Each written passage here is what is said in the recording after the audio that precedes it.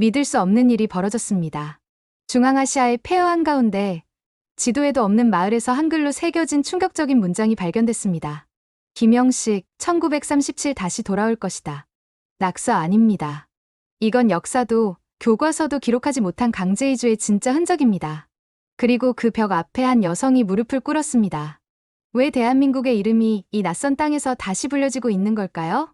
시청자분들의 귀한 1초.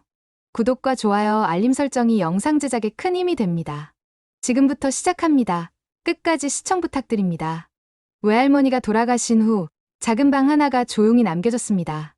이삿짐 센터 직원이 다 치우고 간 자리엔 낡은 박스 몇 개가 구석에 쌓여 있었어요. 마음이 괜히 허전해서 혼자 방 안에 앉아 박스를 하나씩 열어보기 시작했죠.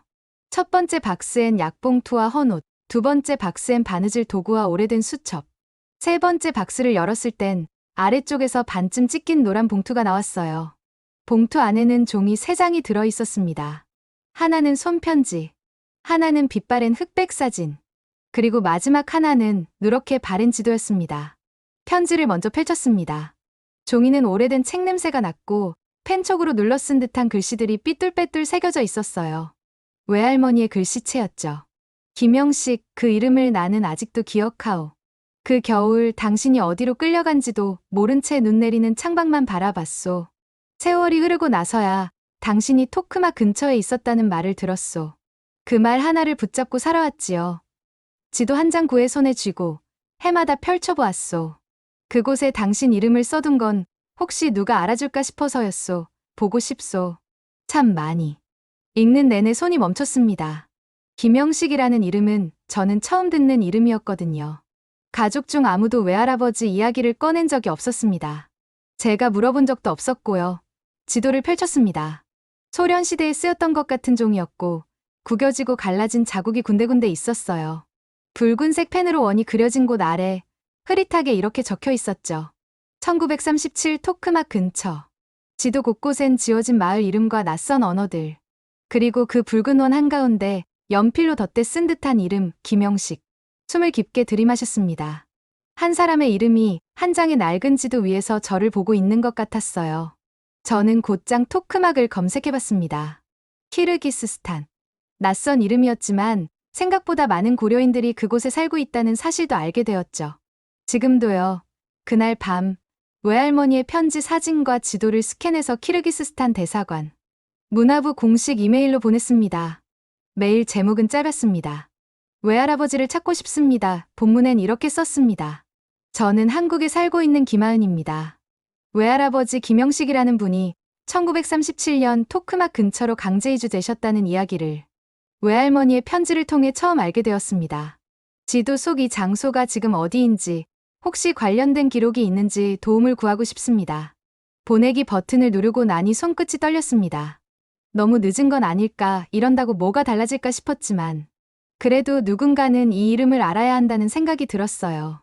지도 위에 써진 이름을, 편지 속 남겨진 말들을 저 혼자 간직하고 있기엔 너무 오래된 목소리 같았거든요. 이메일 하나 왔습니다. 한국에서요. 이름은 김하은이라고 하네요. 그날 아침 역사 다큐멘터리 촬영 준비를 하던 저에게 보조 작가가 메일을 보여줬습니다. 열어보니 짧은 소개와 함께 낡은 지도 사진, 그리고 편지 이미지가 첨부되어 있었어요. 사진 속 지도는 소련 시절 중앙아시아 이주 지도를 복사한 듯했고 한쪽 구석엔 흐릿한 글씨가 보였습니다. 1937 토크마 근처 김영식, 이건 단순한 유물이 아니라 누군가를 찾기 위한 단서였습니다. 메일 말미엔 이렇게 적혀 있었죠. 제 외할아버지의 흔적이 거기 있다면 도와주실 수 있을까요? 이 메시지를 처음 봤을 때 솔직히 말해 저는 크게 반응하지 않았습니다. 우리는 이미 고려인 강제이주 관련 다큐멘터리를 제작해봤고 그 안에서도 수십 개의 폐마을과 증언들을 다루고 있었거든요. 하지만 이상하게 마음 한쪽이 가려운 느낌이 들었습니다. 그 지도에서 본 붉은 원과 필체, 무언가 낯설면서도 익숙한 패턴이었어요. 이거 예전에 우리가 촬영했던 폐가 지역하고 비슷하지 않나요? 촬영팀과 함께 보관 중이던 위성 지도와 대조해봤습니다. 확실하진 않았지만 어느 지점 하나가 유독 비슷한 지형을 갖고 있었어요. 지도엔 더 이상 이름도 남아있지 않았지만 70년 전 자료와 비교하니 얼추 겹치는 부분이 있었습니다. 위치가 정확하진 않아도 이 근처라면 조사해볼 만하지 않을까요? 그렇게 해서 우리는 일정을 하루 앞당겨 포크막 북쪽 폐마을 지대로 향했습니다. 차창 밖으로 펼쳐진 초원은 끝이 없었고 하늘은 건조하게 맑았어요. 지형 대부분이 황무지였고 간혹 나무 몇 그루가 서 있는 곳엔 무너진 구조물들이 드문드문 보였습니다. 정말 사람이 살았던 곳 맞아? 스태프 한 명이 중얼였고 저는 대답 대신 카메라를 들었습니다. 이런 현장은 말보다는 기록이 먼저였으니까요. 한참을 걷던 중 저는 멀리 있는 무너진 흙담 하나에 시선이 멈췄습니다. 햇빛이 강하게 내리쬐는 방향에 따라 벽면엔 희미한 흔적이 보였죠. 가까이 다가가자 그건 단순한 균열이 아니었습니다. 무언가 글자 같은 것이었습니다. 빛 좀 비춰봐요. 조심스레 손전등을 비추고 먼지를 털어냈습니다. 거친 벽 위에 손으로 눌러 쓴 듯한 글씨가 또렷하게 드러났습니다. 김영식, 1937 다시 돌아올 것이다. 순간 제 손이 멈췄습니다. 이건 김하은이라는 여성이 메일에 보냈던 그 이름이었습니다. 지도에 표시된 붉은 원, 그리고 이 벽에 남겨진 이름. 우린 지금 지도에도 남아있지 않은 마을에 지워진 목소리를 만나고 있었습니다. 벽을 본 순간 저는 카메라를 들지 못했습니다. 현장을 몇 년째 다녀온 제 손이 멈췄다는 건 처음 있는 일이었습니다. 김영식, 그 이름이 이 벽에 남아있었습니다. 1937 다시 돌아올 것이다. 그 문장은 희미했지만 너무도 또렷하게 제 눈에 들어왔습니다. 그것은 예술도 낙서도 아니었습니다. 약속이었고 유언이었고 저항이었습니다. 사진은 제가 찍을게요. 보조 작가가 대신 셔터를 눌렀고 저는 조심스럽게 벽을 손으로 쓸어내렸습니다. 이 글씨는 누군가 흙벽에 손톱이나 작은 돌로 새긴 흔적이었습니다. 가늘고 깊은 선은 떨리는 손으로 써내려간 듯했고 글자의 끝부분엔 마치 눈물이 흘렀던 것 같은 번짐이 있었습니다. 김하은이라는 여성이 보내온 편지와 지도를 다시 꺼냈습니다. 붉은 원 안에 있던 위치와 지금 우리가 서 있는 곳은 거의 일치했습니다. 그리고 그녀가 쓴 이름, 김영식. 벽에 새겨진 이름과 완전히 같았습니다. 대사관에 바로 전달하자. 저희 팀은 사진과 좌표, 당시 영상 일부를 정리해주 키르기스스탄 한국 대사관 문화과로 보냈습니다. 답은 예상보다 빨리 돌아왔습니다. 이건 한국어로 맞고 글자 형태로 봤을 때 적어도 6080년 이상 된 것으로 추정된다는 소견과 함께 관련 학자에게 연결해주겠다는 연락이 왔습니다. 며칠 뒤 연세대학교 민족이주사연구소에서 고려인 강제이주 생존자 민명단 보존 프로젝트를 진행 중이라는 소식을 들었고 우리는 김영식이라는 이름을 정식으로 조회 요청했습니다. 그리고 결과가 도착했습니다. 김영식, 1907년생, 1937년 10월 연해주에서 중앙아시아로 이송된 1차 강제이주자 명단의 존재. 이름이 존재했습니다.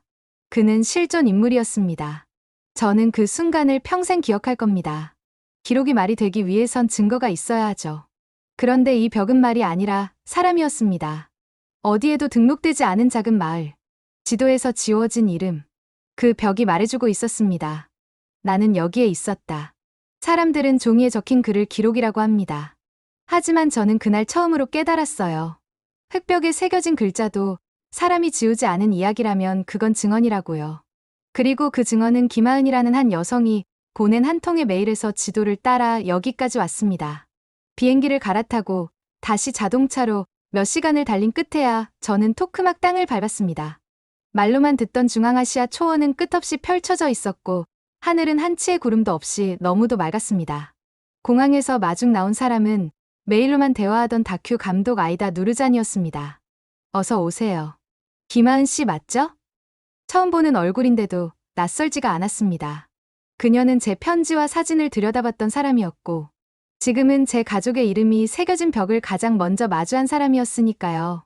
우리는 인사를 나누고 곧바로 현장으로 향했습니다. 차창 밖으로는 무너진 담벼락과 철제 구조물이 드문드문 지나갔고 길은 거의 없어질 듯 이어졌다가 다시 나타났습니다. 여기서 조금만 더 가면 벽이 나와요. 아이다가 말한 방향으로 몸을 돌렸을 때 제 눈앞엔 반쯤 무너진 흙담 하나가 보였습니다. 햇빛을 정면으로 받으며 그 벽은 아주 조용히 서 있었어요. 아무 말도 하지 않는데도 오래 기다린 느낌이 났습니다. 이곳이에요. 여기에 이름이 있었어요. 아이다는 벽 아래쪽을 손으로 가리켰습니다. 저는 조심스럽게 다가가 가방에서 꺼낸 지도와 편지를 품에 안고 벽 앞에 천천히 무릎을 꿇었습니다. 그리고 그 이름을 봤습니다. 김영식, 흙벽에 얇고 깊게 새겨진 글자. 80년도 더 진한 글씨는 아직 그대로 남아 있었습니다. 무언가로 긁어서 눌러 쓴 듯한 흔적이었습니다. 글자의 끝은 떨려 있었고, 다시 돌아올 것이다라는 문장은 지금 제가 그 앞에 있다는 사실을 예언이라도 한 것처럼 느껴졌습니다. 입술이 떨렸습니다. 손끝이 벽을 따라가는데 숨을 내쉴 수가 없었어요. 맞아요, 외할아버지예요. 제 목소리는 거의 들리지 않았지만 옆에 있던 아이다는 고개를 살짝 끄덕였습니다. 그 순간 수십 년 동안 아무도 말해주지 않았던 것들이 머릿속에 떠올랐습니다. 왜 우리 가족은 외할아버지 이야기를 하지 않았을까? 왜 그 이름은 내 기억 속 어디에도 없었을까? 왜 지도가 없었을까? 왜 사진이 없었을까? 그 답은 단 하나였습니다. 지워졌기 때문입니다. 그 이름은 지워졌고, 그 마을은 지워졌고, 그 사람은 잊혔습니다. 이걸 왜 나만 알고 있는 걸까요? 이렇게 벽에 새겨져 있는데 왜 지금까지 아무도 말해주지 않았을까요? 제 말에 아이다는 말없이 벽을 바라보았습니다. 아무 말도 하지 않았지만 그녀의 눈빛은 저를 따라 움직였습니다. 이 지도요, 이건 외할머니가 평생 간직하고 있던 거예요. 당신이 여기에 있었을지도 모른다는 그 말 하나만 붙잡고 매년 펼쳐봤대요. 그런데 그 이름이 진짜로 여기 있었어요. 말을 하면서도 실감이 나지 않았습니다. 하지만 벽은 거기 있었고, 이름은 바람에도 지워지지 않고 남아 있었습니다. 그리고 그 앞에 앉은 저는 처음으로 느꼈습니다. 나는 이 이름에서 왔다는 걸. 다음 날, 아이다는 저를 고려인 공동체가 모여 사는 작은 마을로 데려갔습니다. 토크막에서 차로 1시간 남짓 떨어진 곳이었고, 사람들은 러시아어와 키르기스어를 섞어가며 인사를 건넸습니다. 마을회관 한편에는 오래된 태극기가 걸려 있었고, 그 아래에는 고려인 민족문화센터라는 손글씨 팻말이 붙어 있었어요. 한눈에 봐도 오래되고 조용한 곳이었지만, 그 안에 들어서자 제 마음은 이상하게 떨리기 시작했습니다. 기마은 씨를 위해 모였습니다. 아이다가 제 소개를 간단히 해주자 몇몇 어르신들이 고개를 끄덕이며 저를 바라봤습니다. 그중엔 70대 중반으로 보이는 남성 한 분이 조심스럽게 제게 다가와 말했습니다. 김영식 우리 아버지 이름이랑 같네요. 여기 그 이름 가진 분들 많았어요. 우리 할아버지도 영식이었어요. 그 말에 모두가 잠시 조용해졌습니다. 김영식이라는 이름이 이곳에 흔했다는 사실이 왜 그렇게 낯설게 들렸는지 모르겠습니다. 아무 말 없이 저는 고개를 숙였습니다. 그날 저녁 젊은 고려인 3세 청년들과 작게 둘러앉아 따뜻한 수프와 김치를 함께 먹으며 이야기를 나눴습니다. 그중 한 명이 저에게 말했습니다. 전 한국어 못해요. 한국말로 된 노래는 좋아하지만 말은 못해요. 그러곤 어색하게 웃으며 말을 이었습니다. 근데 키르기스 사람들은 또 저희를 키르기스인이라고 생각 안 해요. 그래서 그냥 우린 어디에도 속하지 않은 사람들이에요. 그 말에 저는 대답을 하지 못했습니다. 저 역시 한국에서 태어나고 자랐지만 늘 어디선가 모르게 다른 뿌리를 느끼며 자랐거든요. 제 친구들이 아버지 이야기, 조상 이야기할 때 저는 늘 조용히 넘어갔습니다. 외할아버지의 이름조차 몰랐던 제게 그런 대화는 늘 손이 닿지 않는 세계처럼 느껴졌습니다. 저도 그래요. 제가 조심스럽게 말문을 열었습니다. 전 한국인이지만 반쪽 같았어요. 어릴 때 학교에서 가족 이야기 쓰라고 할 때 전 늘 빈칸이 있었거든요. 근데 그 빈칸에 써야 할 이름을 이 벽에서 처음 봤어요. 제 말에 그 청년은 고개를 천천히 끄덕였습니다. 조용한 방 안에 누군가의 숨소리만 들렸고 그건 서로가 같은 구멍을 가진 사람들이라는 걸 말하지 않아도 알게 해줬습니다. 우린 잊힌 사람들이 아니라 그저 아무도 불러주지 않았던 이름들일지도 몰라요. 누군가 그렇게 말하자 그 자리에 있던 모두가 조용히 웃었습니다. 조금은 쓸쓸하고 조금은 안도하는 표정이었습니다. 그날 밤 숙소로 돌아오는 길에 아이다가 조용히 말했습니다. 당신이 외할아버지를 찾으러 왔지만 지금은 우리가 우리 자신을 찾고 있는 것 같네요. 그 말에 저는 아무 말도 하지 못했지만 제 마음은 고요히 끄덕이고 있었습니다. 다큐멘터리가 지역 방송에 보도된 건 그로부터 며칠 뒤였습니다. 벽에 남겨진 한글 김영식이라는 이름, 지도에도 없는 마을의 마지막 흔적. 짧은 보도였지만 반응은 조용히 퍼져나갔습니다. 한국 대사관에서는 유적지 보존 가능성에 대해 간단한 조사 요청을 보내왔고 키르기스스탄 문화부와 고려인의 다큐 제작팀까지 함께 회의를 열었습니다. 표지판부터 세우는 게 우선일 것 같습니다. 구체적인 유적 복원까지는 어렵지만 이 마을이 존재했음을 알릴 수 있는 작은 이정표라도 있어야죠. 그 말에 저는 조용히 고개를 끄덕였습니다. 벽은 여전히 그 자리에 있었습니다. 이름은 아직도 벽에 남아 있었고 그 흔적이 바람과 먼지 속에서 누군가에게 발견되기를 기다리고 있었던 것 같았습니다. 며칠 후 간이 표지판이 세워졌습니다. 조그만 철판에 한글과 키르기스어로 적힌 문장이 박혀 있었어요. 김용식 글씨가 발견된 고려인 이주 흔적지 1937년 강제 이주 마을터. 표지판을 바라보던 순간 저는 말없이 손끝으로 그 철판을 쓸었습니다. 아무도 불러주지 않던 이름 하나가 이제는 누구나 볼 수 있는 이름이 된 것입니다.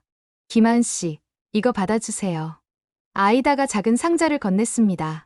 그 안에는 마을 근처 초등학교에서 사용할 수 있도록 준비한 한글 교재들이 들어 있었습니다.